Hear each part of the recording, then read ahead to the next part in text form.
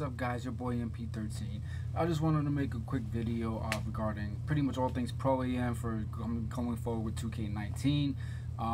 Just a couple of suggestions of mine and so forth. So basically, one of my first suggestions to everybody is if you do have your 5, get your 5 together. If you don't have a 5 or your team set, if you want to do Pro-Am squads, get it now. It's about to be July.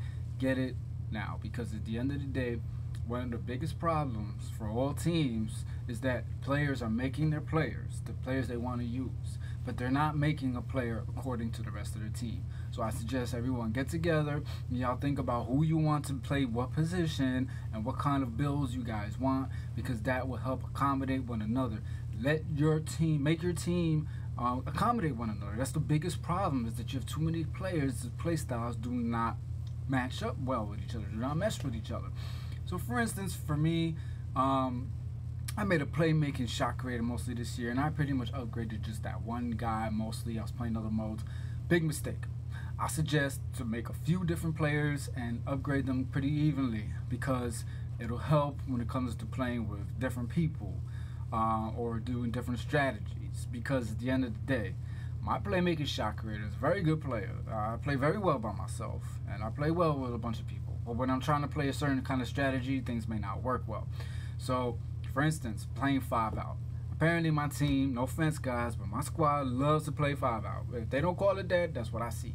And the problem is, a playmaking shot creator, small forward for instance, I have a dimer in my badges. I got a mid-range deadeye, a moving shot, a teardropper. Nothing that equates a catch and shoot or a corner specialist.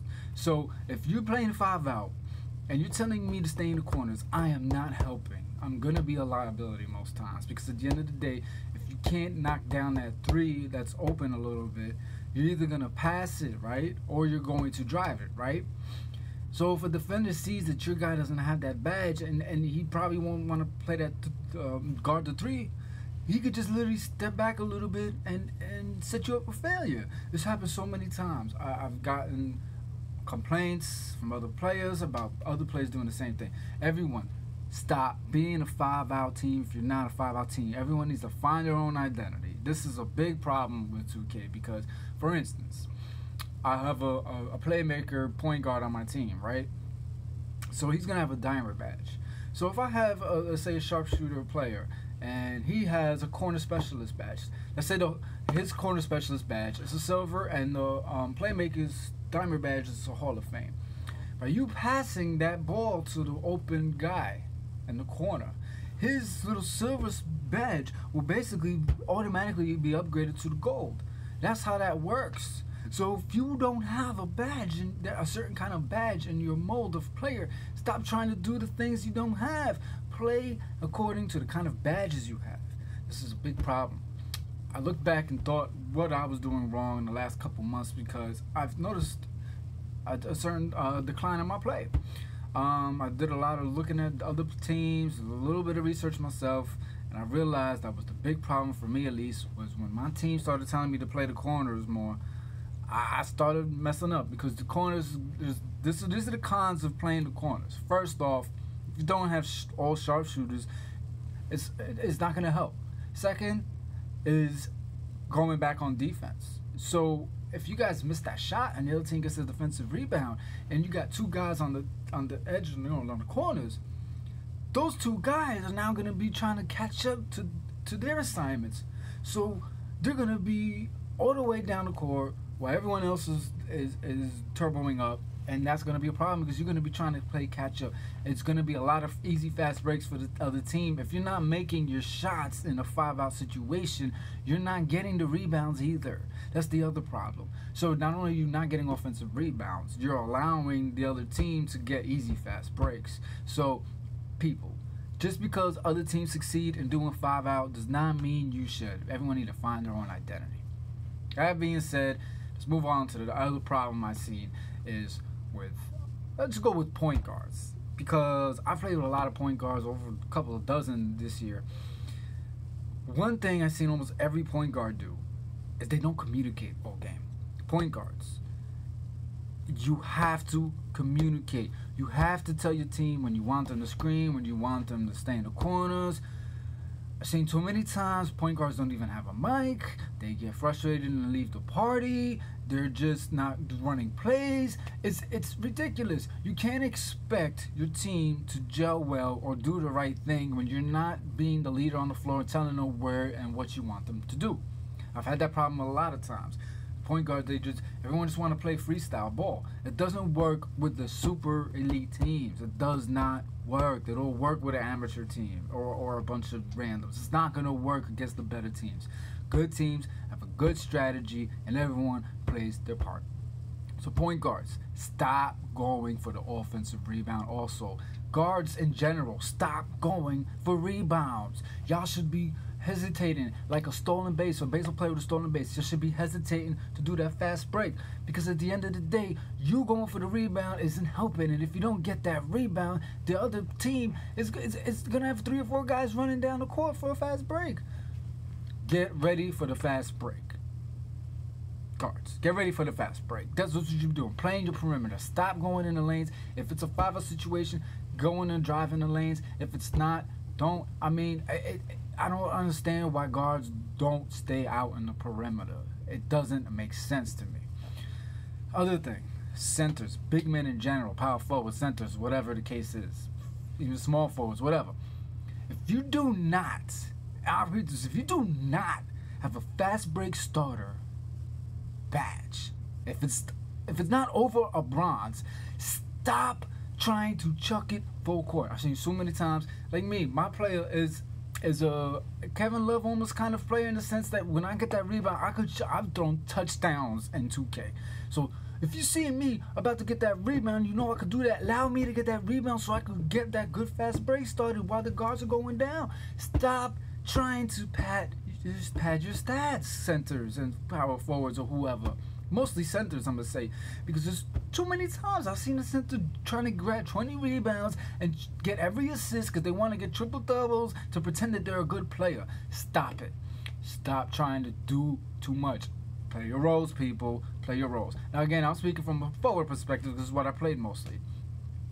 Power forwards, I haven't had too many issues with them. The only thing is communicating with the other people. Sometimes the power forwards, again, I've seen you got to sharpen your badge, but you want to be grabbing every rebound.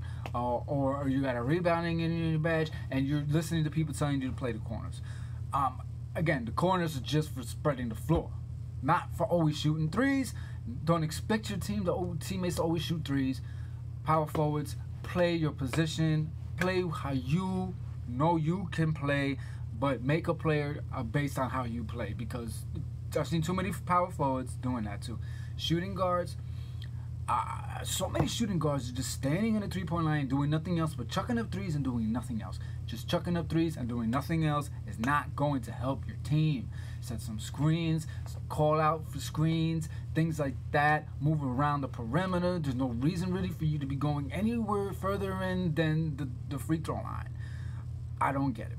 The other thing I would suggest with all big men is if your team's going to tell you to play the corners, don't play the corners. Play a little inside the corner. Play a little inside the three-point line so you can still be a threat.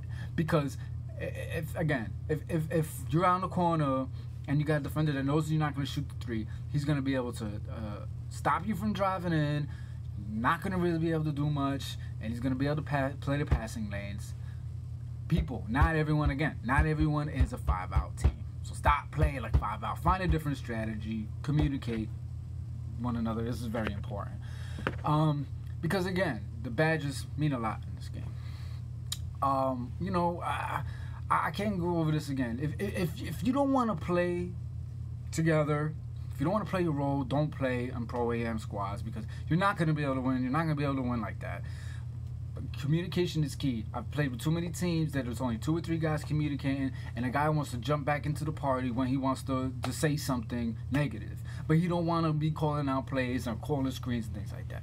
How can people know when to cut without some other direction? The leader of the team and the point guard needs to tell people when to screen, when to cut, when to stay in the corners, because otherwise it's just like with driving. If you got 3 people ready to go there is a rule called right of way, right? So this should be the same thing in Pro-Am, right of way. You should communicate who should go first, because it's too many people crashing, too many people complaining about that.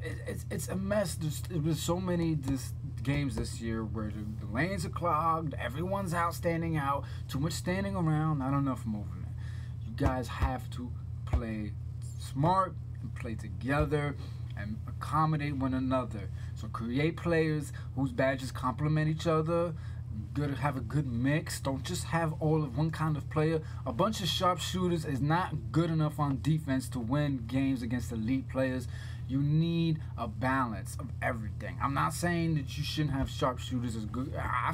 You could kill with all sharps on the floor, but they have to have other secondary or primary types that accommodate one another. It's just that simple.